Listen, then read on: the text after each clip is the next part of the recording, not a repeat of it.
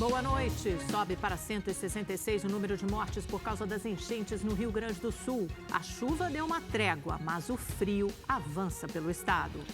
O governo libera a compra de 1 milhão de toneladas de arroz importado. O objetivo é garantir o abastecimento que pode ser afetado pela tragédia no sul do país. E você vai ver também. Sensação de luto coletivo. Entenda como a maior inundação da história do Rio Grande do Sul impacta a saúde mental da população. O Brasil é atingido pela primeira onda de frio do ano. No sudeste do país, temperatura cai mais de 10 graus em 24 horas. Ceará antecipa o calendário nacional de vacinação em 2 dias e começa a imunizar crianças de até 5 anos contra poliomielite. É já no Rede TV News. Não saia daí. O presidente Lula participou hoje da inauguração de obras viárias na rodovia Presidente Dutra, em Guarulhos, na região metropolitana de São Paulo. Acompanhado do vice Geraldo Alckmin, que é também ministro do Desenvolvimento, Indústria, Comércio e Serviços, e de outros 3 ministros, o presidente Lula falou sobre a importância das obras para a região. Esse trecho estava previsto inaugurar o ano que vem e nós antecipamos em 9 meses a inauguração desse trevo para facilitar a vida do povo de Guarulhos. A obra inaugurada hoje é uma via marginal da rodovia Presidente Dutra, isso aqui em Guarulhos, e vai ajudar a desafogar o trânsito num local onde os motoristas enfrentam congestionamentos diariamente. Um trevo de acesso à rodovia, que é considerada a mais movimentada do país, também foi entregue. O investimento é de quase R$1,5 bilhão pela concessionária que administra a via. Nós estamos hoje entregando o trevo de Bom Sucesso, novas vias marginais, a ampliação de 12 quilômetros da via expressa nos 2 sentidos, entre o aeroporto de Guarulhos e São Paulo, os viadutos da Avenida L. Schmidt, Fernão Dias e a ponte do Tatuapé também serão feitos. Assim como aconteceu ontem em Araraquara, no interior de São Paulo, durante o evento, um grupo protestou pedindo que o governo melhore a proposta salarial aos professores federais em greve. O presidente Lula respondeu falando de democracia e do direito de se manifestar. Que bom que vocês podem vir no comício do Lula e levantar um cartaz dizendo que estão com greve. Que bom, que maravilha que é garantir o direito democrático das pessoas lutarem, das pessoas reivindicarem e das pessoas chegar a um acordo no momento correto. E um dia depois de lamentar a morte de um brasileiro refém do Hamas, Lula voltou a atacar Israel pelas mortes no conflito na faixa de Gaza. Quero pedir para vocês uma solidariedade às mulheres e crianças que estão morrendo na Palestina por conta da irresponsabilidade do governo de Israel, que continua matando mulheres e crianças. E a gente não pode se calar diante das aberrações. A Polícia Civil investiga uma briga entre um policial militar à paisana e um delegado na zona leste de São Paulo. O delegado foi baleado na perna. Tudo começou quando o delegado Fernando Henrique Justino, de 37 anos, urinava em frente a uma loja na região da Zona Leste. O dono do comércio pegou no flagra e foi tirar satisfação. Eu sei educação. Você acha que você pode sair fazendo xixi na rua na frente de todo mundo? Os dois começam uma discussão e logo depois uma briga corporal. Ai, ó, tô gravando. Gente. Um policial civil à paisana que passava pelo local viu a cena e interveio. Ao notar sinais de embriaguez no delegado, ele o imobiliza e tira a arma dele. Mas momentos depois, outra briga se inicia e o policial reage atirando 2 vezes na perna do delegado. Deixa ele se resolve. Se ele tiver que atirar, ele atira. Vai pra dentro, Jaque. Aí, ó, vai pra dentro, pelo amor de Deus. O caso ocorreu na tarde de ontem. Segundo a Secretaria de Segurança Pública, a vítima foi levada para o Hospital Santa Casa e continua internada. A polícia requisitou um exame toxicológico do delegado, que estava afastado das funções por motivos médicos. As armas dos dois foram recolhidas para a perícia. A ocorrência foi registrada como lesão corporal e é investigada. 2 empresas de eventos são investigadas pela Polícia Civil de Minas Gerais após deixarem centenas de clientes no prejuízo. A Rafaela sonhou com cada detalhe do casamento. Casar, entrar na igreja ao som de uma orquestra e desde o ano passado começou a minha programação com isso. Mas o momento tão esperado virou um pesadelo. O responsável pelo serviço desapareceu logo após o pagamento antecipado feito pelos noivos. Terrível, foi muito triste, é uma situação que eu nunca imaginei passar. Os músicos da orquestra também estão no prejuízo. Mesmo sem receber, eles estão se apresentando em alguns eventos para não deixar que as cerimônias e as festas já contratadas fiquem sem música. Eu fiz 12 eventos sem receber, né? Então realmente foi um prejuízo bem considerável, mas para não deixar esses casais na mão, eu fiz questão de executar. Músicos e noivos procuraram a Delegacia de Defesa do Consumidor para registrar as ocorrências. Aqui eles descobriram que existem mais de 200 contratos já fechados pelo dono da orquestra até o final do ano. Aí ele desapareceu o dia inteiro.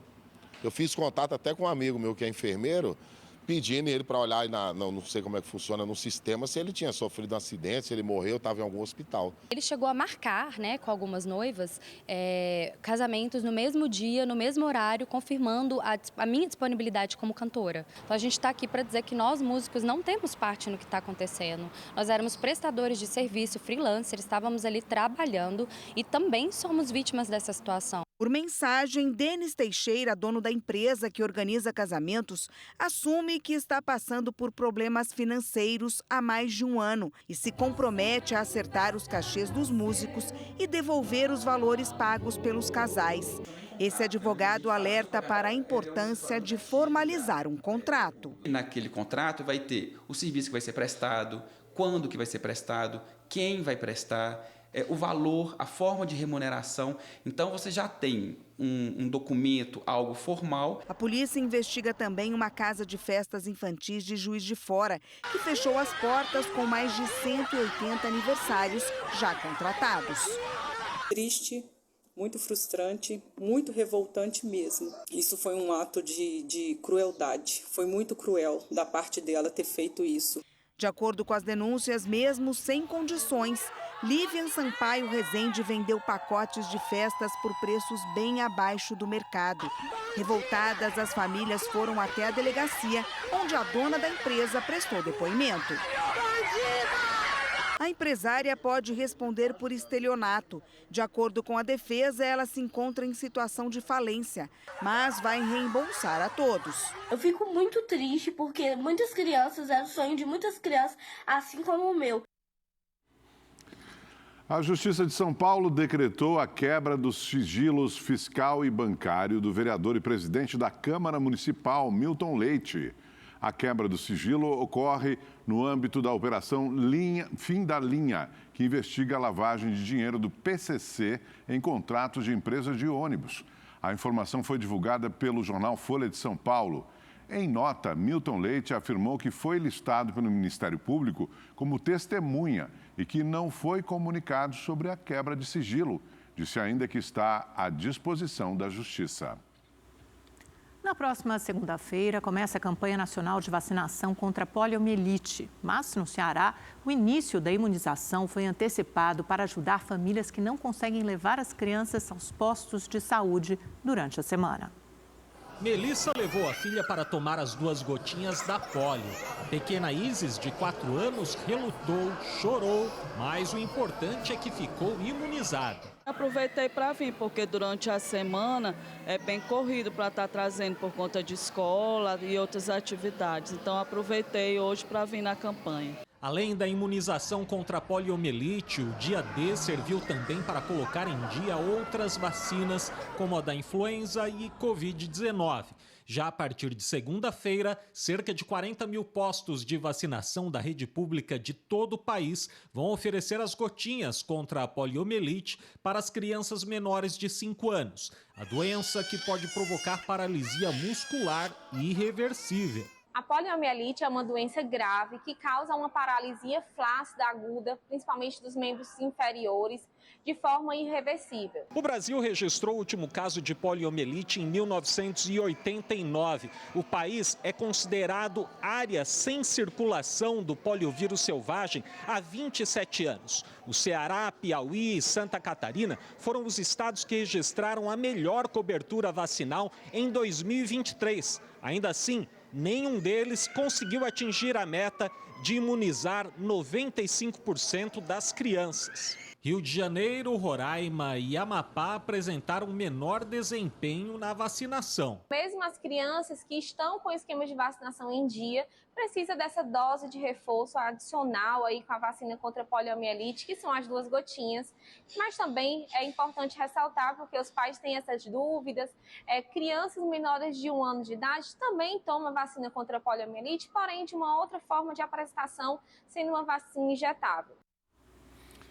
A chuva deu uma trégua no Rio Grande do Sul, mas muitos lugares ainda estão alagados. Quem pode tenta limpar o que restou das casas. Muito trabalho também para as equipes da Prefeitura de Porto Alegre que removem a lama onde a água já baixou. O repórter William Cury está na capital gaúcha, tem todas as informações ao vivo para a gente.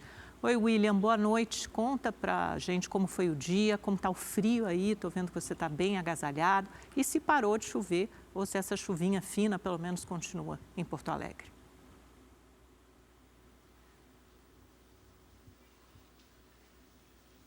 Oi, Amanda, boa noite Augusto e a você que nos acompanha. Olha só, eu estava programando para dizer que a chuva deu uma trégua para valer, só que agora à noite voltou a chover aqui em Porto Alegre. Mas é uma chuva bem mais fraca do que foi, por exemplo, a chuva do meio de semana. Então dá para dizer sim que a chuva deu uma trégua, apesar de que você vê que atrás de mim o asfalto está molhado, porque agora à noite, como eu disse, voltou a chover, mas uma chuva bem fina que não vai alagar por causa dessa chuva. Então, apesar disso, né, a limpeza continua e a previsão é até positiva para a próxima semana, porque só deve chover, e aí é quase certeza mesmo que chova, na próxima segunda-feira. Depois, só chove no próximo fim de semana. Então, tem um tempo bom para intensificar esse processo de limpeza, porque quando a água inundou boa parte da cidade, trouxe junto muita sujeira, né? Sujeira do próprio Lago Guaíba, muita terra, muita lama e sujeira também do esgoto que acabou transbordando. Então, muita coisa depois que a água baixa fica para ser feita. E também trabalho da prefeitura de recolher o lixo que as pessoas estão tirando de dentro de casa e colocando para fora. Então, trabalho conjunto das pessoas limpando suas casas e também da prefeitura. O centro, por exemplo, precisa ainda de limpeza que está sendo feita.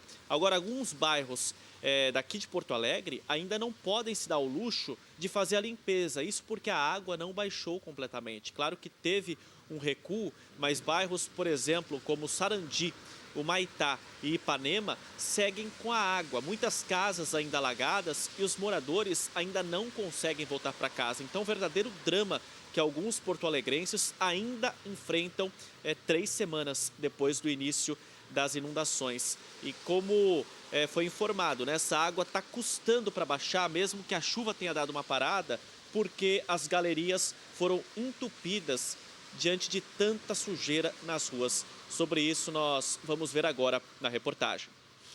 Em Porto Alegre, moradores e empresários de bairros afetados estavam voltando à rotina normal, quando as águas, mais uma vez, surpreenderam durante a semana. Segundo a Prefeitura da capital, o que causou a volta da água foi o acúmulo de lama deixado pelas cheias. Os resíduos secaram e trancaram as galerias pluviais, que servem para escoar a enxurrada.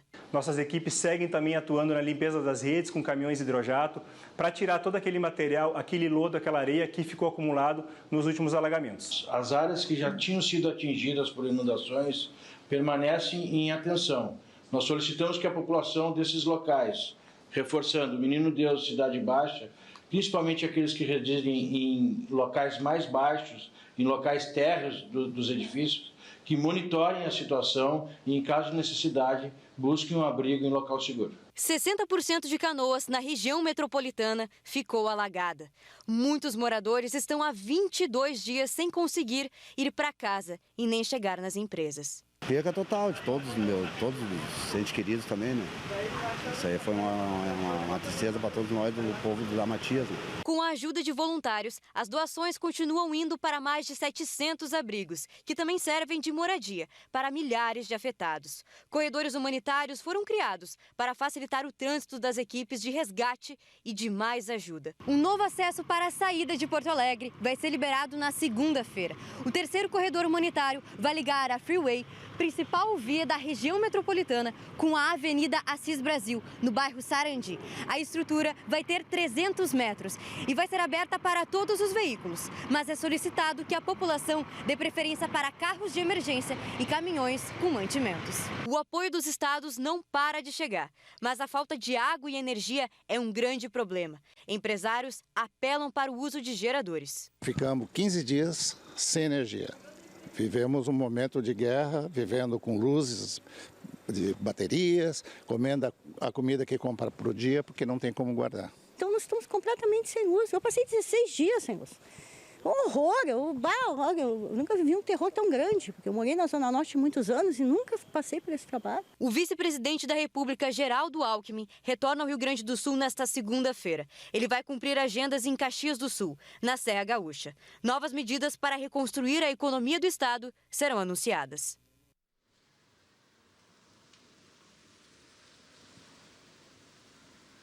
Agora bastante frio, né, aqui no sul do país, chegou com força, até dar uma colada ali que tem um termômetro, 11 graus agora, temperatura aqui em Porto Alegre, também a temperatura dominante na região metropolitana. Boa notícia é que ontem nós falamos que o nível do Guaíba havia sido elevado, como era previsto inclusive, hoje ele já deu uma queda, mas ainda é muito alto, 4 metros e 9 centímetros, lembrando que a cota de inundação são 3 metros, ou seja, está bem acima ainda e deve demorar um pouco até para baixar, porque não é de uma hora para outra, é muita água ainda para escoar. Né? Lembrando que a água do Guaíba vai lá para a Lagoa dos Patos, que é aquela lagoa que fica mais na região sul do estado do Rio Grande do Sul. Então, é um problema ainda que vai levar um tempo para melhorar, mas pelo menos as estimativas de chuva já dão uma aliviada, né? Então, a chuva deve diminuir um pouco. 166 pessoas morreram já nessa tragédia aqui no sul do país. O número de mortes segue aumentando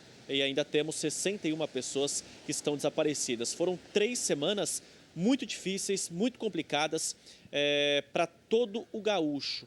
E a gente sente no ar aqui um clima de apreensão, de recolhimento, de introspecção da população.